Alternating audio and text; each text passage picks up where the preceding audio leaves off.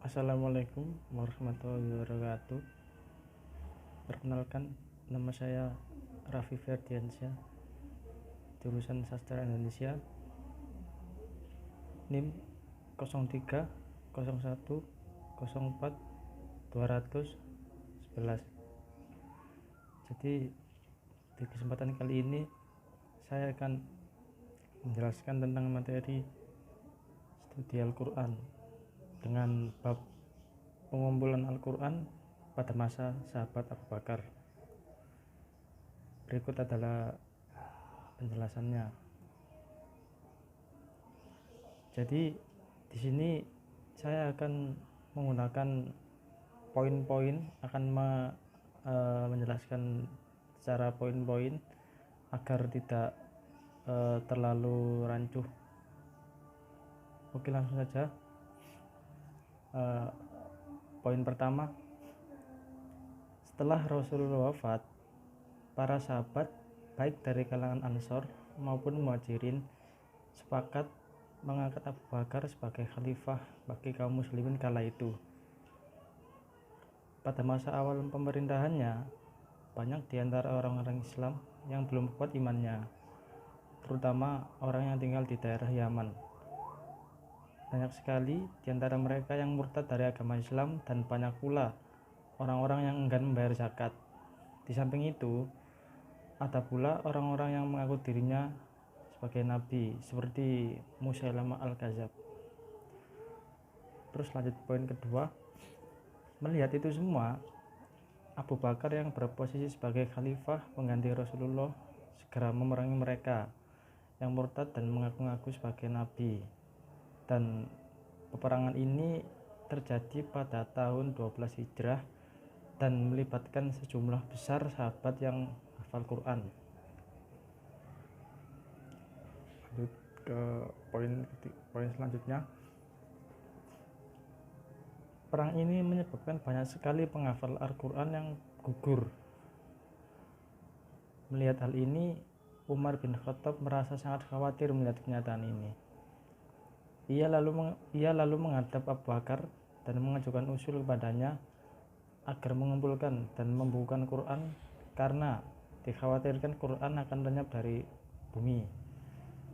Sebab peperangan tersebut telah menyebabkan sahabat penghafal Quran berguguran. Di satu sisi, Umar bin Khattab merasa jika Quran tidak dibukukan, maka peperangan berikutnya akan sangat bisa melenyapkan sahabat penghafal Al-Quran lainnya. Poin selanjutnya, dan jelas hal tersebut bisa menyebabkan Quran benar-benar hilang dari bumi. Usulan Umar bin Khattab awalnya ditolak oleh Abu Bakar karena pada zaman Nabi tidak pernah diperintahkan untuk membukukan Quran oleh Rasul. Tetapi Umar tetap membujuk dengan alasan tadi, hingga akhirnya Allah membuka hati Abu Bakar untuk menerima usulan Umar.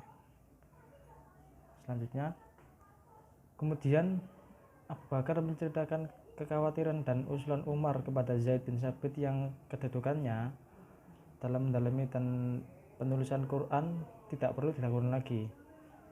Awalnya Zaid menolak usulan seperti halnya Abu Bakar.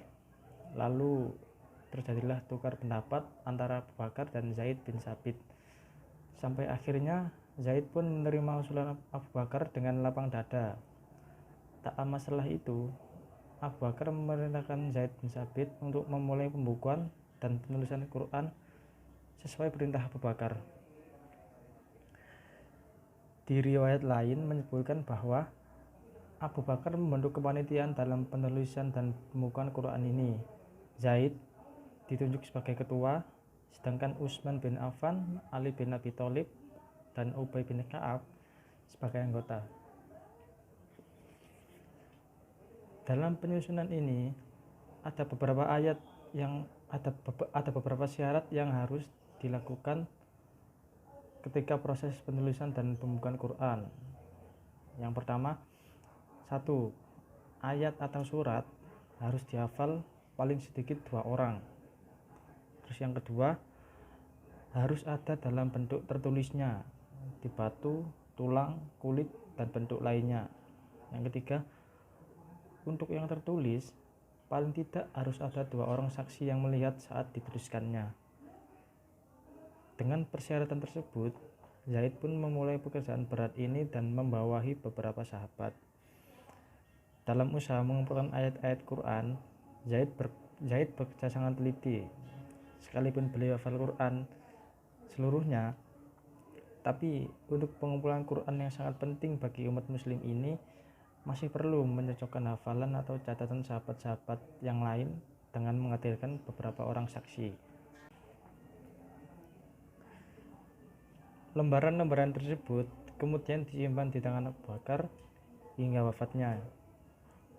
Sesudah itu berpindah ke tangan Umar sewaktu masih hidup dan selanjutnya berada di tangan Hafsah bin Umar. Perlu diketahui bahwa Zaid sangat teliti dan hati-hati dalam penyusunan ini. Ia tidak mencukupkan pada hafalan semata tanpa disertai dengan tulisan, sebab ia tidak menganggap cukup hanya didasarkan oleh hafalan saja tanpa adanya catatan. Kita semua mengetahui bahwa Quran sudah tercatat sebelum masa itu, yaitu pada masa Rasulullah.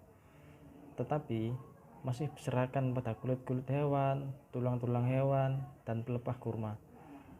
Kemudian pada masa Abu Bakar memerintahkan agar catatan-catatan yang berserakan itu dikumpulkan dalam satu mushaf dengan ayat-ayat dan surah-surah yang tersusun serta dituliskan dengan sangat berhati-hati.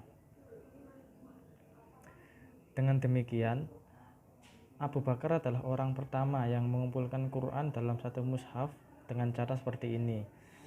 Di samping itu, terdapat pula mushaf-mushaf pribadi pada sebagian sahabat seperti mushaf Ali bin Abi Thalib, Ubay bin Ka'ab, dan Ibnu Mas'ud. Tetapi mushaf tersebut tidak ditulis dengan cara-cara di atas dan tidak pula dikerjakan dengan penuh kecermatan dan ketelitian.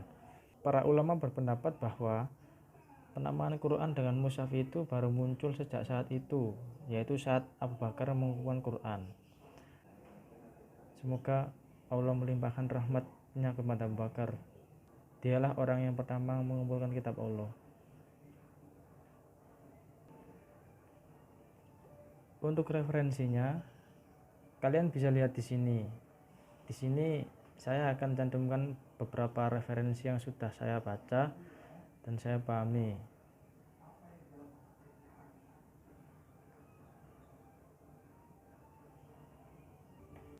Kurang lebih itu penjelasan dari saya. Jika ada salah tutur kata, saya mohon maaf yang sebesar-besarnya. Akhir kata, wassalamualaikum warahmatullahi wabarakatuh.